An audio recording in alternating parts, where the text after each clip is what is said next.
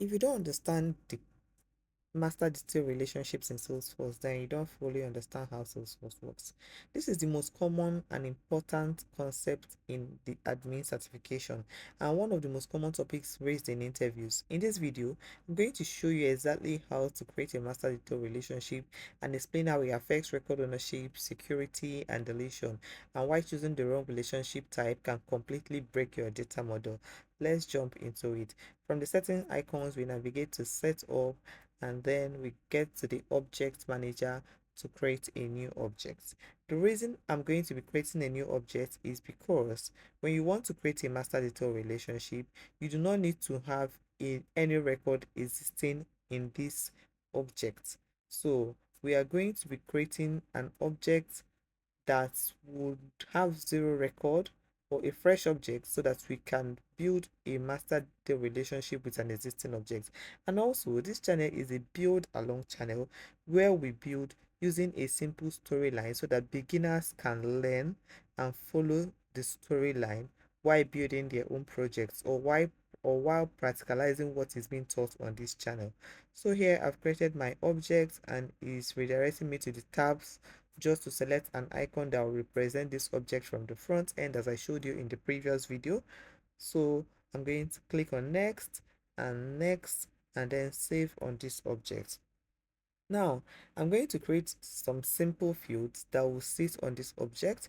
The first field I'm going to be creating is just a simple field of pick list. The object I created is enablement code renewal. This object will serve as a renewal record that stores the subscription date of each enablement code, so we can have multiple renewals for each enablement code, which means a client can decide to renew at 3 months interval or at a yearly interval, but we are going to create the but you can create the renewals at interval, so each record carries the duration at which the client wants their code to be renewed.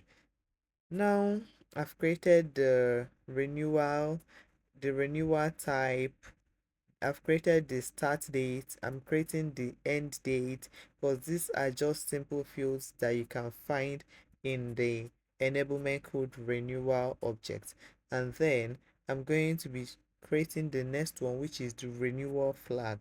They're just simple fields you can just practicalize while creating, and the renewal flag is going to be a checkbox. So probably along the line we are going to build flows that will automatically check this box when the renewal date is close by.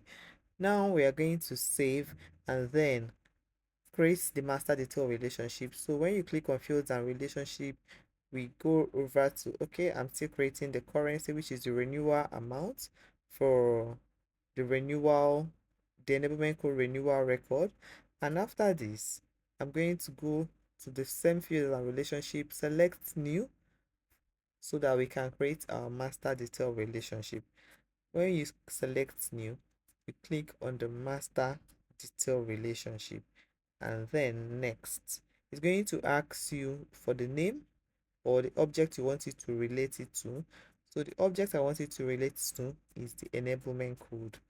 When you select the enablement code, you are making that enablement code the parent to this enablement code renewal. So when you want an object to be a child or a detail, you create the relationship on the object. So the master is the detail will now sit under the master. Always remember, create a master when you are creating a master detail relationship, the child record is where you are going to be creating this field on. Reason why is reason, or let me explain more. A master detail relationship is like a parent and a child relationship. When this enablement code has been deleted, all the renewal records that are associated with this will automatically be deleted.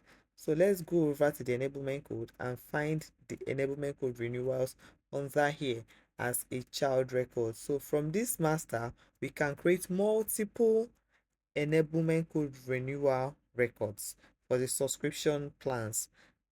These subscription plans are going to sit under the enablement code that is the master or that is the parent. Once this enablement code has been deleted, all the renewal record will be deleted. But in the situation whereby a renewal record is deleted, the enablement code will still be sitting in your org. The difference between master detail and a lookup relationship is because the child is permanently attached to the parent, but in lookup they are related but they can exist independently. So I'm creating the few enablement code renewal records here, and it will sit directly under the enablement code that is associated with it or that is related with it. Here we have the two enablement code renewal records that I've created, and then when we go over to this, we can find it on the list of fields that is on the detail page of the enablement code renewal, but we cannot find it under the related list of the enablement code renewal. This is to show you that the enablement code is the master while the enablement code renewal is the detail. So this is likened to just a parent and child relationship. Thank you for sticking with this channel. Like, comment, subscribe, and come back for more.